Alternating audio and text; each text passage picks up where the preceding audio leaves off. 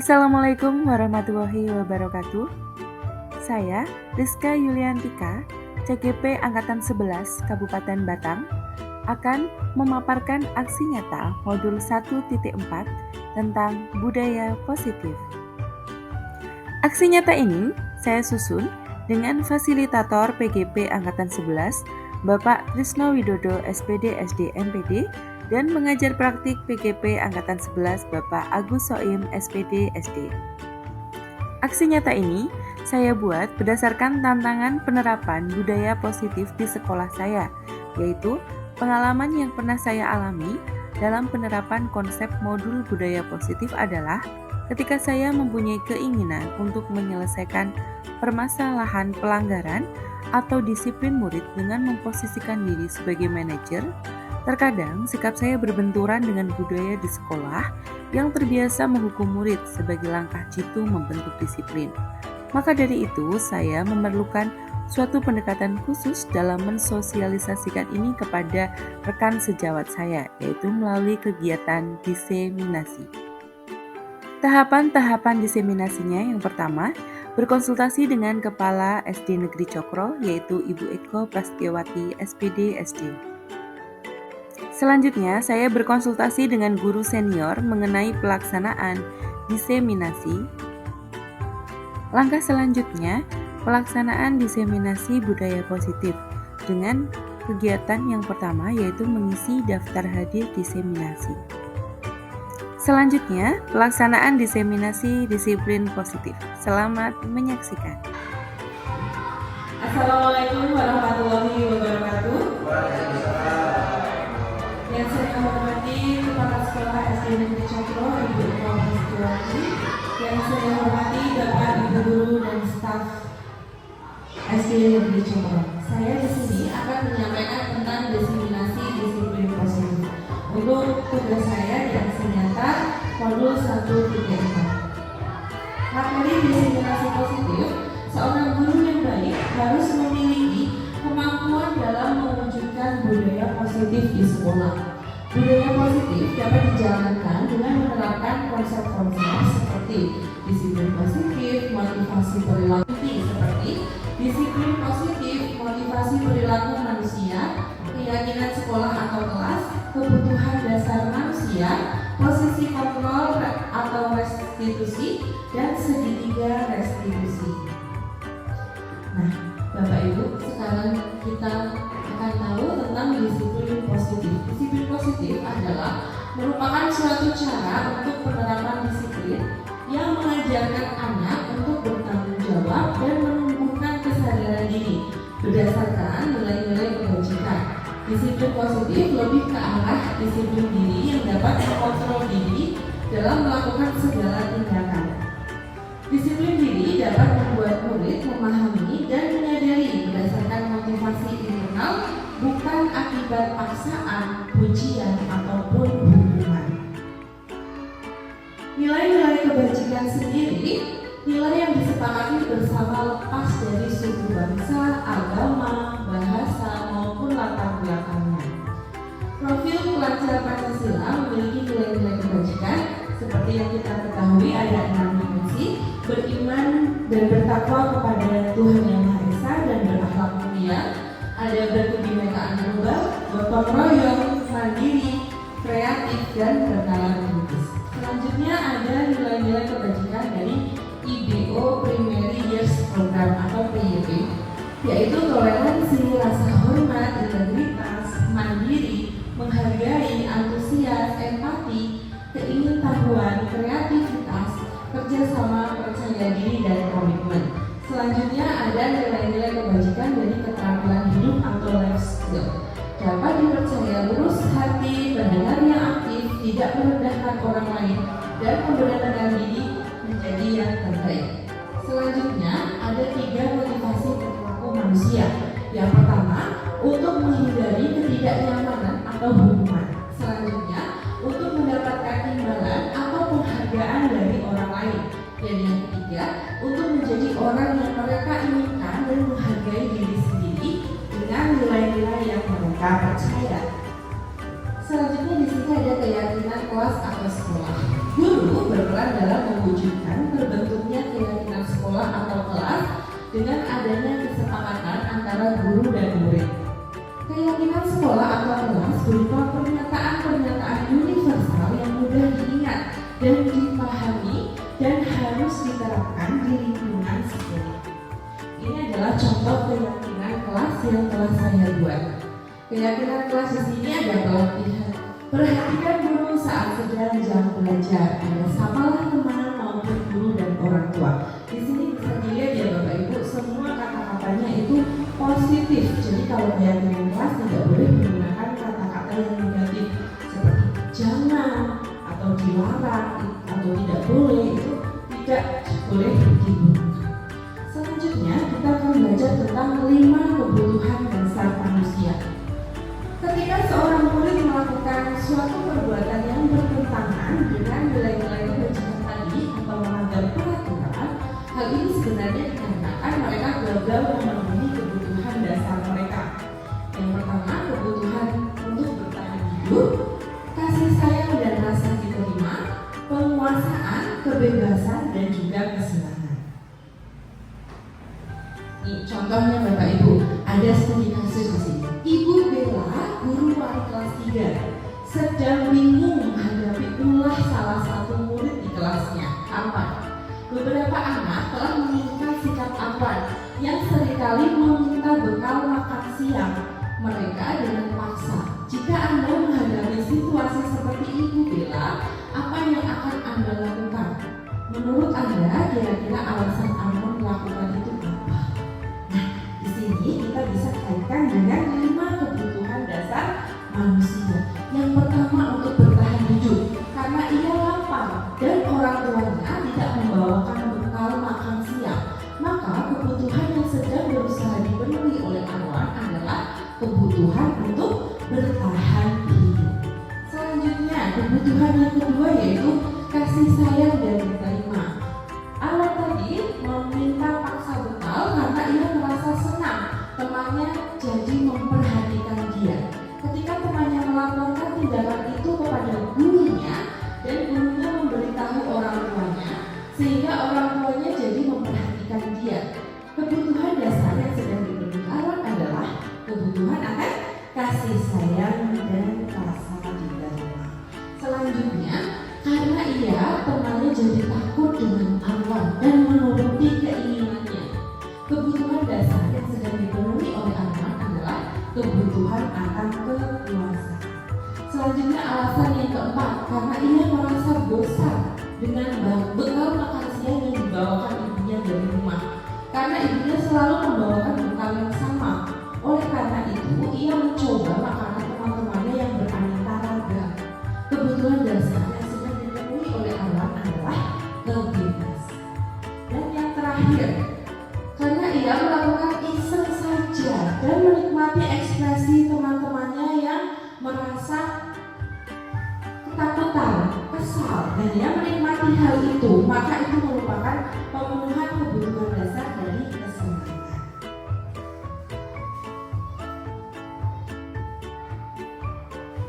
Selanjutnya, ada 5 posisi kontrol untuk restitusi.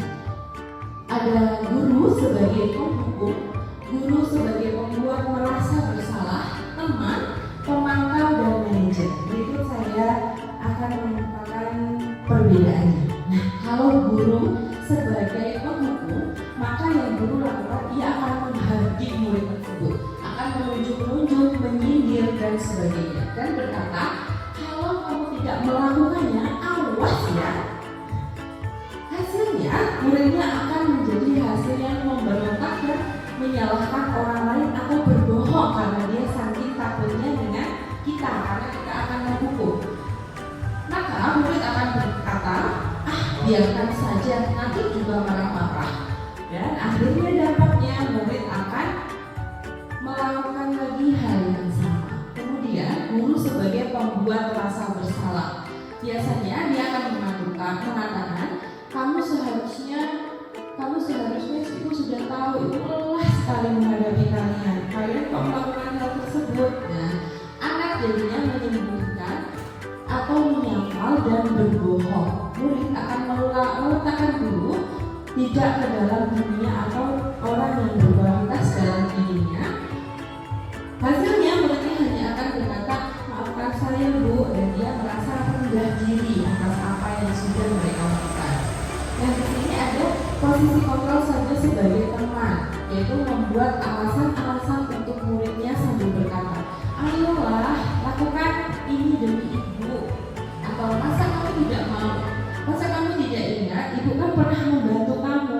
Nah, hal ini akan menjadi murid meletakkan guru sebagai orang yang penting di dunianya, dan hasilnya saya pikir ibu atau teman saya berpikir begitu, atau nanti dampak dari murid dia menjadi lemah bergantung karena hasilnya ini berasal dari luar dalam, tidak dari dalam diri murid tapi dari luar, ya, dari guru. Selanjutnya guru sebagai pemantau, sama seperti teman, bedanya guru akan berkata, tahu kan peraturan di sekolahnya, seperti itu. Kemudian murid hanya akan berkata berapa banyak halaman yang harus saya tulis ya, gitu, karena dia merasakan hukuman itu sebagai konsekuensi dari kesalahannya atau menitik beratkan sanksi atau hadiah dalam dirinya. Jadi dia mau bertindak jika ada sanksi, jika ada hadiahnya. Hal tersebut bisa sukses Bapak Ibu, bisa dilakukan untuk menghadapi murid, cuma hal itu motivasinya berasal dari luar siswa tersebut.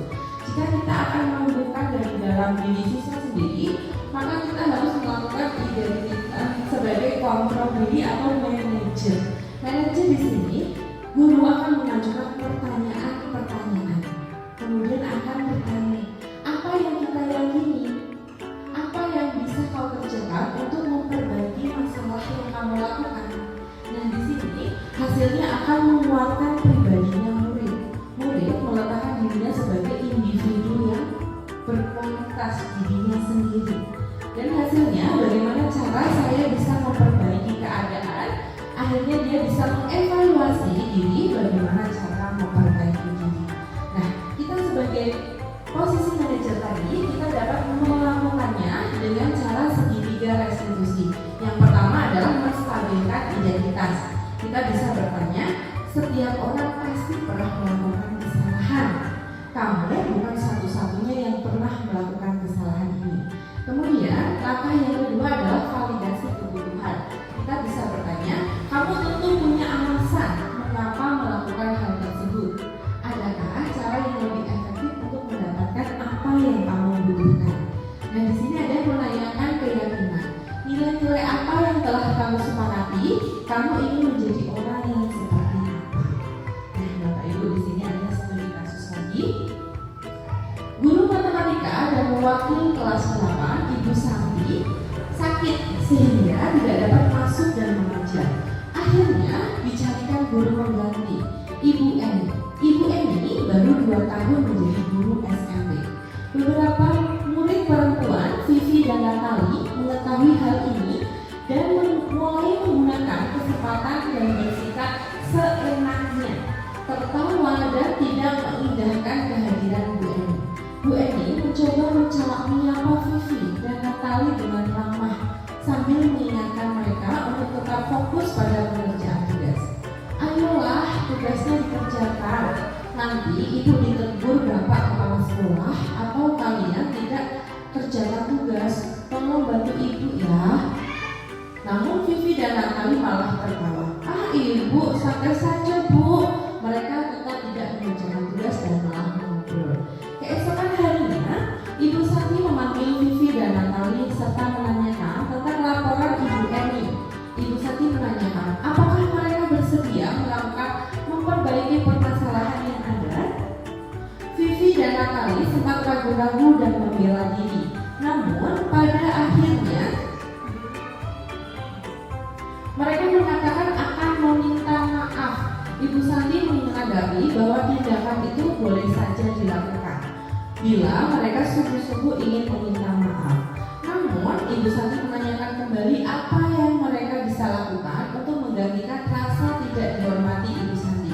Baik Vivi maupun Natali mengakui bahwa perilaku mereka tidak sengaja dengan keyakinan kelas. Ibu Santi melanjutkan kembali apa yang akan mereka lakukan untuk memperbaiki, apakah ada gagasan atau tidak. Nah, setelah berpikir sejenak, Natali dan Vivi mengusulkan bagaimana kalau mereka mengadakan sebuah diskusi kelompok dengan teman-teman sekelasnya. Tema yang mereka pilih adalah penerapan keyakinan kelas, terutama tentang sikap saling menghormati dan bagaimana penerapannya di kehidupan sekolah sehari-hari. Usulan kedua adalah mengirim email kepada Ibu Eni tentang gagasan mereka tersebut. Mereka pun memberitahu Ibu Eni bahwa mereka telah memberitahu kepala sekolah yaitu Pak Hasan bila lain waktu ada ketiadaan guru maka mereka akan mengusulkan Ibu Eni sebagai pengganti. Nah, dari studi kasus ini Bapak Ibu, coba dalam kasus di atas langkah-langkah restitusi yang dijalankan oleh Ibu Santi itu ada apa saja ya langkah-langkahnya ya tadi ya? Langkah-langkah dari Ibu Santi yang tadi ada 3. Menstabilkan identitas, kemudian ada validasi, tindakan, dan yang terakhir ada apa Bu? Menanyakan keyakinan, betul. Nah, langkah-langkah itu tadi apa saja yang diucapkan Ibu Santi? Ada yang bisa menjawab? Langkah ini yang dilakukan Ibu Santi seperti ini, seperti itu. Sekedar bisa pakai ini Bu.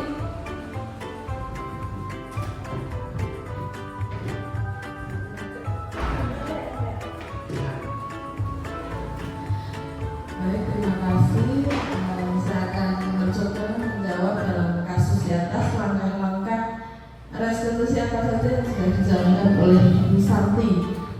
Seperti apa yang sudah disampaikan oleh Ibu Tika, untuk langkah-langkahnya ada 3. Yang pertama itu menstabilkan identitas. Nah, ketika menstabilkan identitas itu, Bu Santi tadi sempat menanyakan apakah mereka bersedia untuk memperbaiki kesalahannya.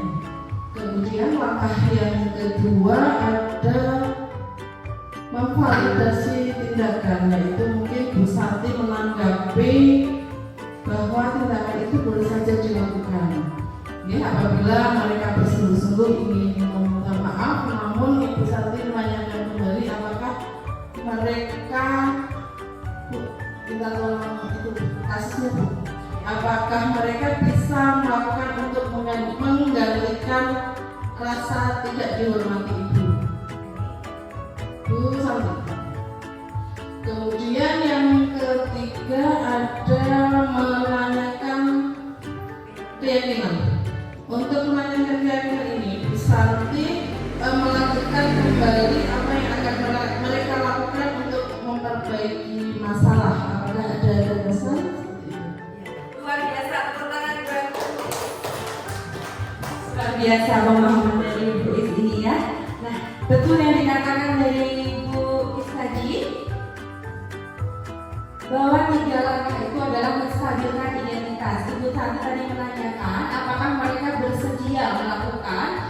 memperbaiki permasalahan yang ada, Vivi dan Natali sempat ragu dan membela diri. Namun pada akhirnya mereka mengatakan akan meminta maaf. Kemudian ada validasi tindakan. Ibu Santi menanggapi bahwa tindakan itu boleh saja dilakukan bila mereka sungguh-sungguh ingin meminta maaf. Selanjutnya ada menanyakan keyakinan. Ibu Santi menanyakan kembali apa yang mereka bisa lakukan untuk mengganti rasa tidak dihormati Ibu Santi.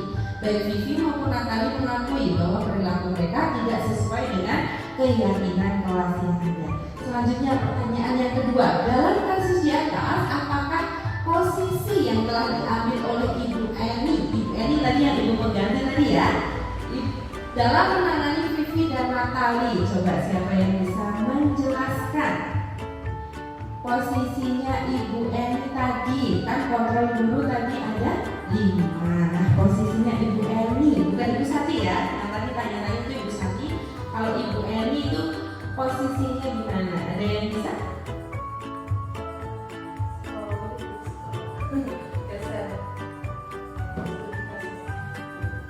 Ya. Siapa yang bisa posisinya Ibu Eni? Tadi Ibu Eni mengatakan, ayolah tugasnya dikerjakan, nanti Ibu ditegur. Nah, itu berarti adalah contoh dari posisi guru ada di mana Ibu Eni itu. Ya bagus, sebagai teman, karena di sini Ibu Eni berkata, ayolah tugasnya dikerjakan, nanti Ibu ditegur oleh Bapak Kepala Sekolah kalau tidak kerjakan tugas. Betul. Kalau ini tadi berasal motivasi siswa untuk berubah, itu berasal dari mana Bapak Ibu? Dari dalam diri siswa atau dari luar?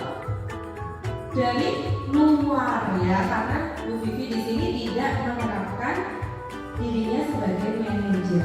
Pertanyaan yang terakhir, dalam kasus di atas jelaskan nilai-nilai kebajikan yang diajarkan oleh Ibu Santi. Nilai-nilai kebajikannya ada apa saja ya? Ada yang bisa menjawab? Ya, baik, sebentar ya.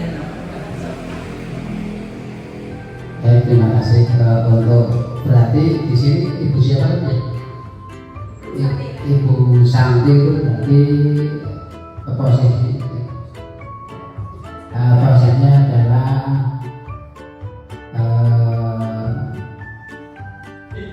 putar lagi yang lain. Posisi kontrol manajer yaitu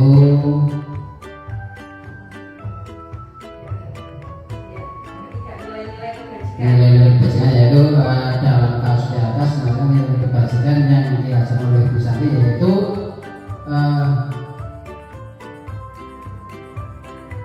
saling menghormati. Ini apa? C. Monggo ditambahkan sedikit lagi.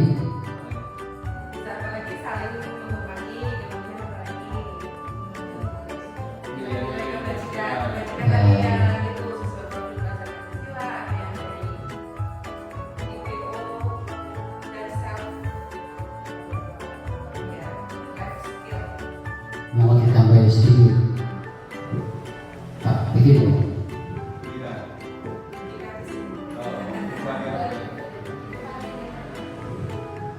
untuk nilai-nilai kebajikan yang ada di studi kasus, yang pertama itu ada saling menghormati ya, kemudian tanggung jawab, dan yang ketiga empati. Iya, betul ya Bapak Ibu ya. Nah di sini tepuk tangan buat Ibu Ani, luar biasa. Luar biasa ya jawabannya Bu Ari. Betul ya Bapak Ibu, di sini ada nilai-nilai 3 nilai kebajikan yang diajarkan oleh Ibu Santi. Yang pertama adalah tanggung jawab, yaitu saat Bu Santi mengarahkan Natali dan Vivi untuk mencari solusi atas kesalahannya.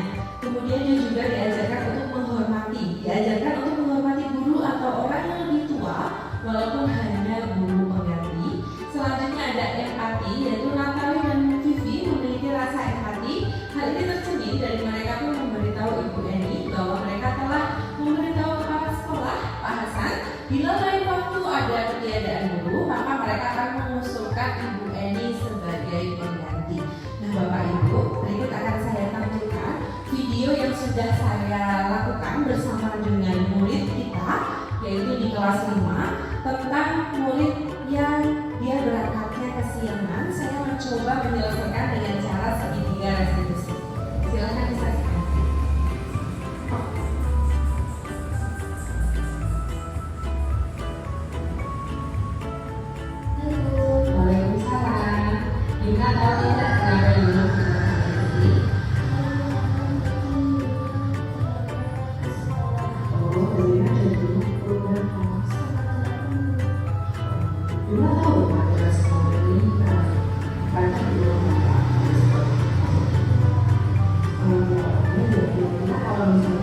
Bila di rumah pukul setengah sekolah maksudnya setengah 8. Kira-kira Bila bisa tepat waktu atau seperti itu?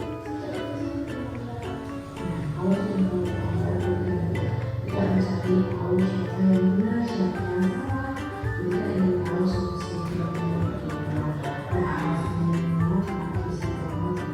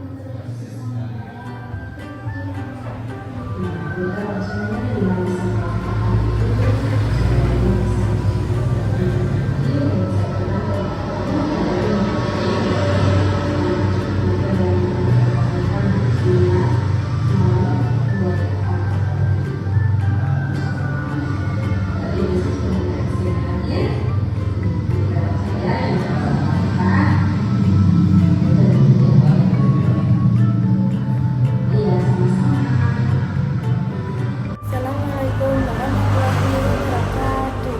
Perkenalkan, nama saya Yuna Azalia Putri. Saya kelas 5 dari SD Negeri Joko. Saya tadi berangkat ke sekolah kesiangan. Yang saya lakukan itu salah. Kedepannya saya akan berangkat lebih pagi dan tidak menonton televisi larut malam. Saya senang belajar dengan Bu Tika. Terima kasih Bu Tika. Wassalamualaikum warahmatullahi wabarakatuh. Dia tahu kenapa Bu Tika panggil ke sini, Dik? Aku karena dia makan saat jam pelajaran. Kegiatan dia waktu makan saat jam pelajaran itu perbuatan yang baik atau yang buruk, ya? Terus kenapa dia tadi kok makan di kelas? Karena dia tidak sempat sarapan. Dia tidak sarapan.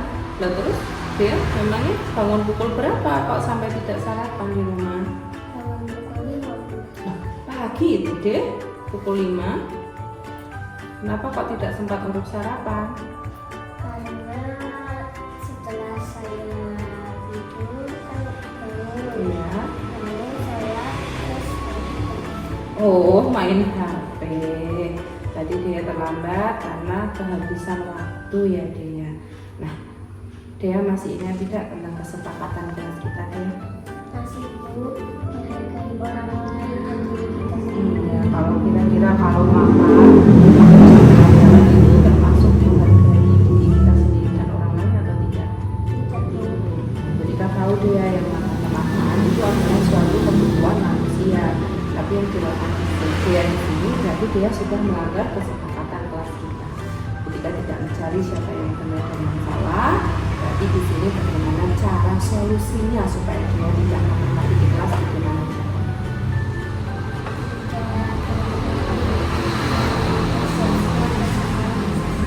Iya, bagus. Benar yang dilakukan dia sudah tepat. Nah, kira-kira dia mau melakukannya kapan ya?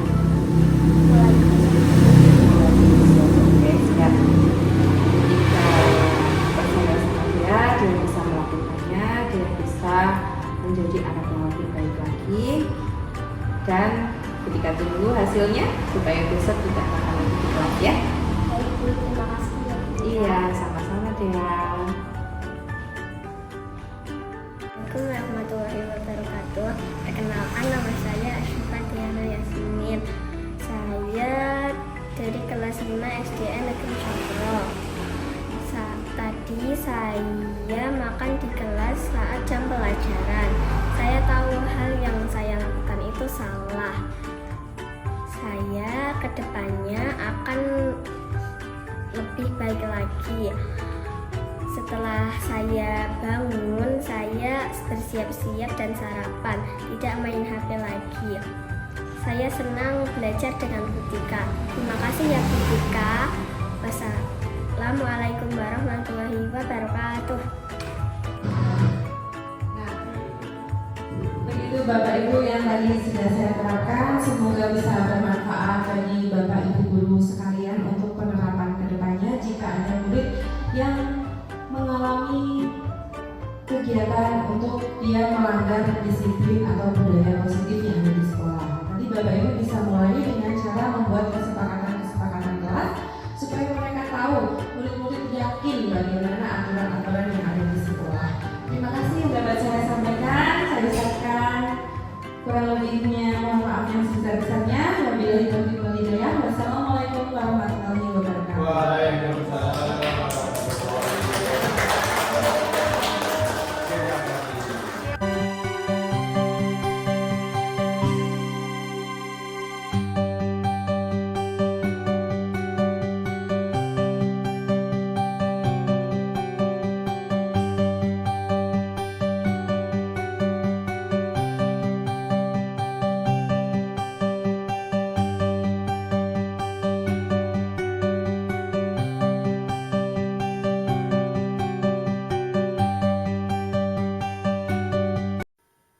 Selanjutnya adalah rancangan tindakan aksi nyata saya yang ada di kelas, yaitu penerapan budaya positif dalam membentuk penerapan kesepakatan kelas bersama dengan anak-anak murid saya kelas 3A SD Negeri Cokro.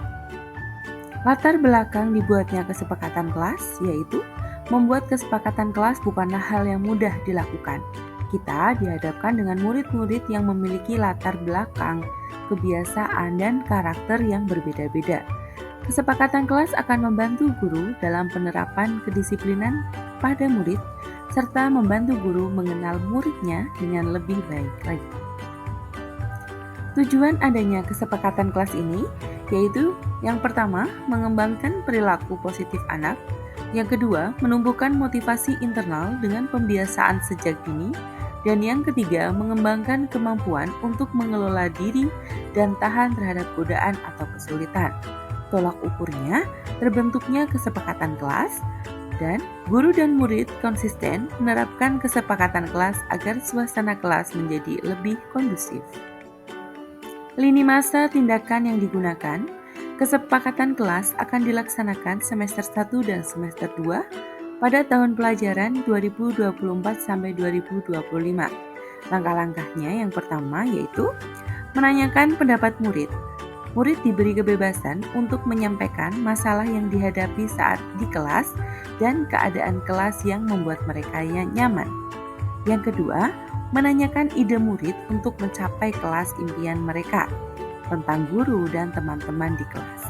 Selanjutnya, murid menuliskan ide-idenya pada post-it tentang apa yang dapat mereka lakukan untuk mewujudkan kelas impian mereka. Selanjutnya, menyimpulkan ide murid dan mengubahnya menjadi kesepakatan kelas. Kemudian, menanyakan apakah murid sepakat untuk melakukan kesepakatan-kesepakatan tersebut.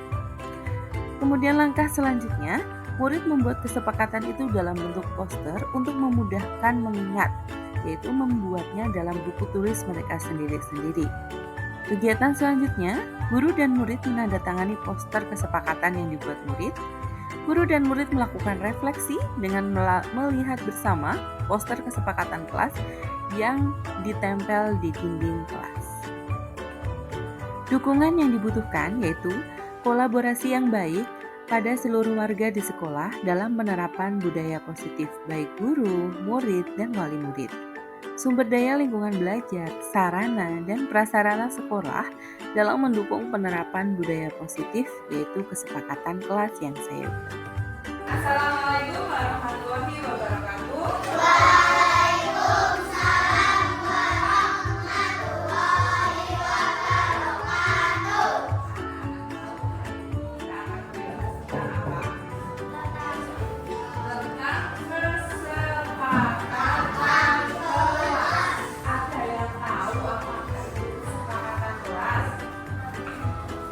Kesepakatan itu apa? Apa, Fir? Kesepakatan kelas.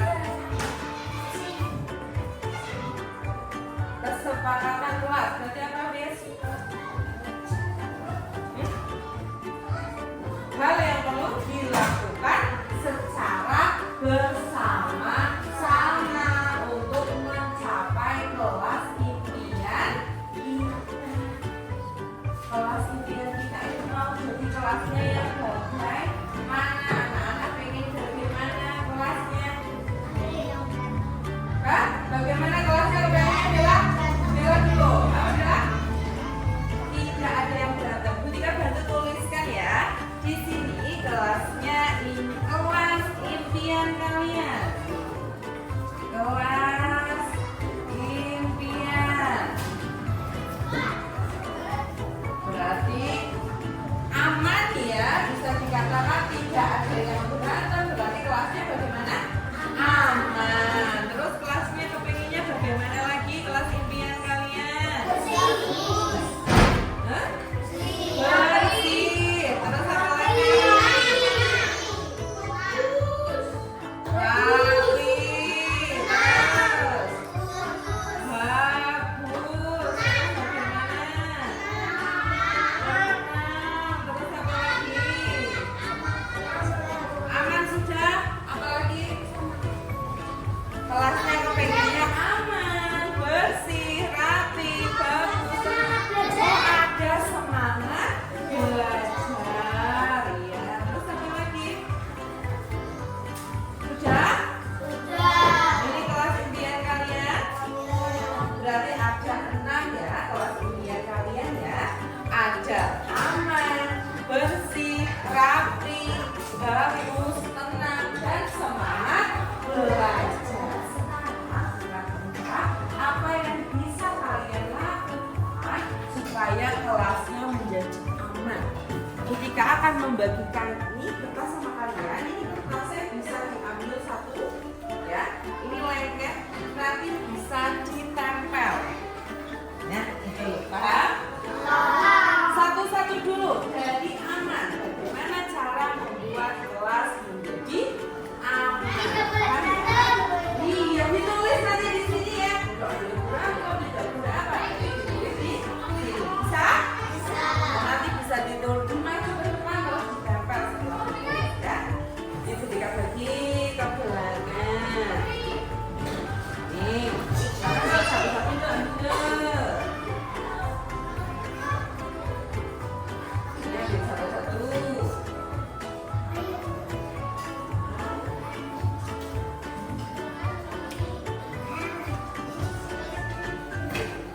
Ya, ambil satu-satu ya. Terus dituliskan di sini. Bu Tika akan memberikan kolom terlebih dahulu.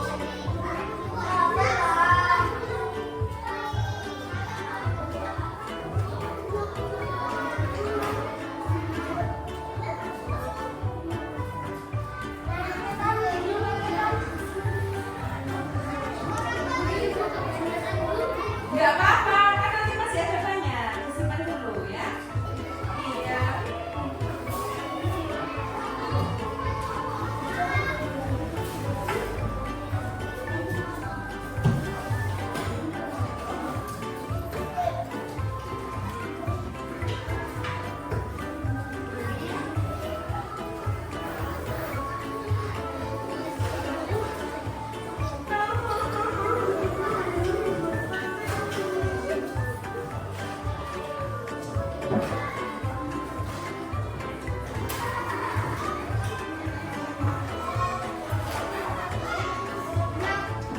Sudah? Kalau sudah bisa ditempel di bagian aman ini ya, Pak ya. Ditempel di bagian aman. Kalau sudah ditulis bagaimana cara membuat kelas menjadi aman, apa yang bisa kalian lakukan supaya kelasnya aman? Apa harus bagaimana ya? Bisa ditempel di sini kalau sudah yang aman. Supaya kelasnya aman. Gak usah langsung jawabannya aja. Satu aja. Ya langsung ditempel di sini sudah. Oke lah sudah. Tempel sini nih. Oke. Yuk yuk. Bagaimana kelasnya menjadi aman? Langsung ditempel. Maju maju.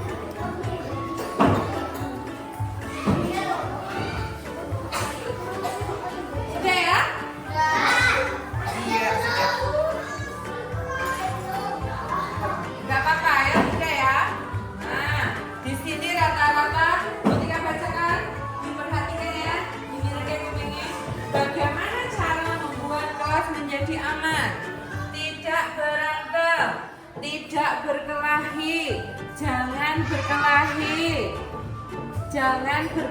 tidak boleh berantem. Nah, berarti cara membuat kelas aman kita bisa mengambil kesimpulan ya.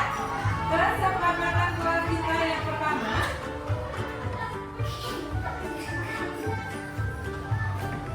tidak boleh apa Nana? Iya, berarti harus bagaimana? Pakainya jangan ada kata tidak atau jangan. Harus mau bagaimana sama teman? Harus saling menghargai boleh atau saling apa teman-teman? Saling apa? Sayang, saling sayang dan menghormati antar teman. Oke, kita sudah ketemu satu, saling menghargai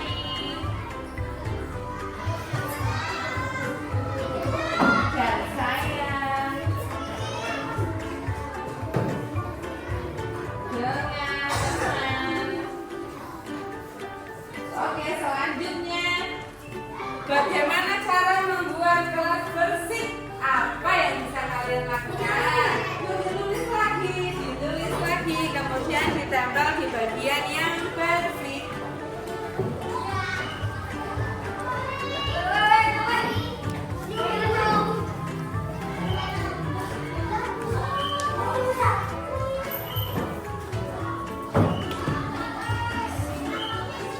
Ya, bagaimana cara membuat kelas bersih?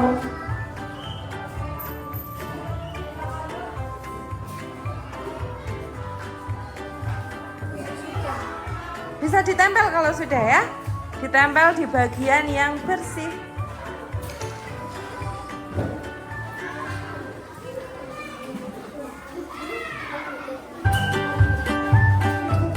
Iya, boleh bawahnya.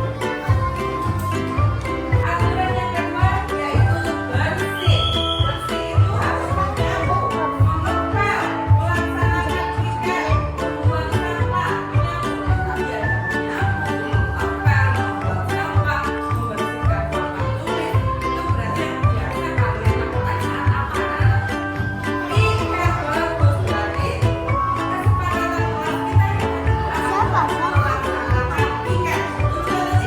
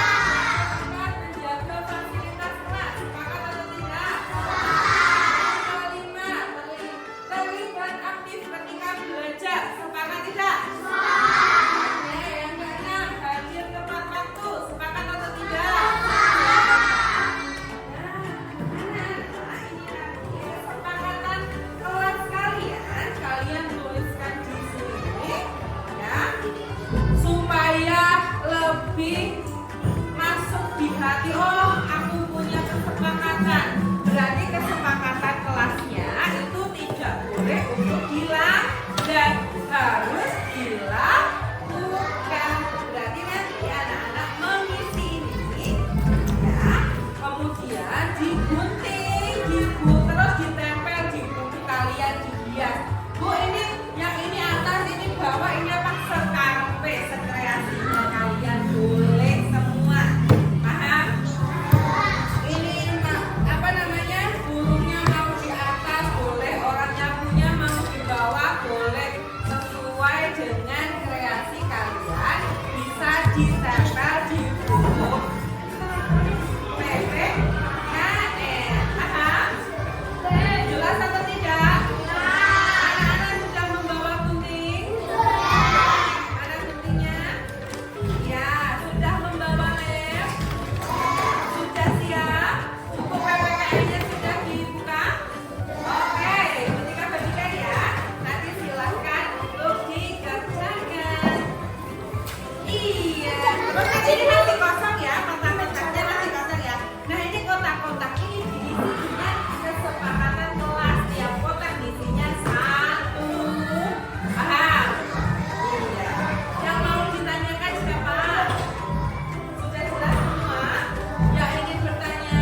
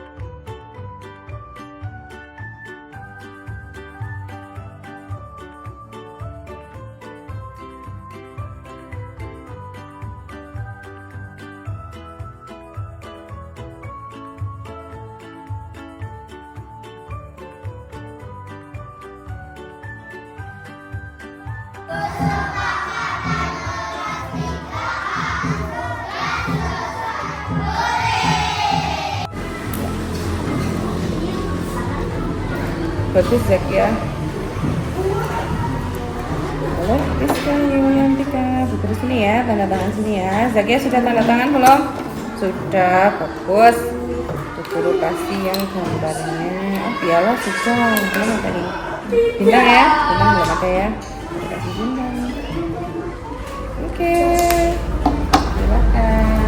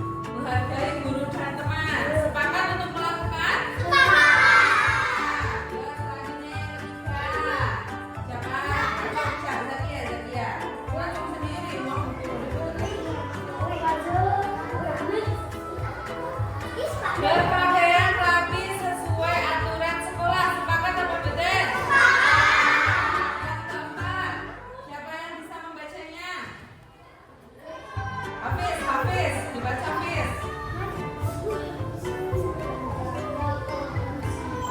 Menjaga menjaga kebersihan, tidak membuang sampah sembarangan. Sepakat? Ini kesepakatan kelas kita. Bagaimana, dibaca sudah sesuai? Sudah. Tepuk tangan.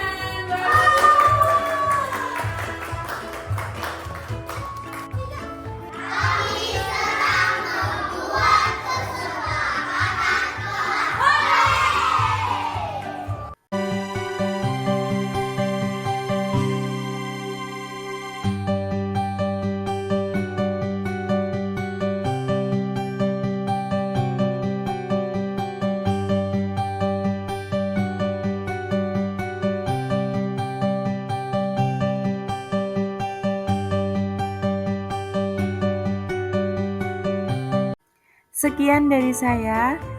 Jangan lupa bahagia dan salam guru penggerak.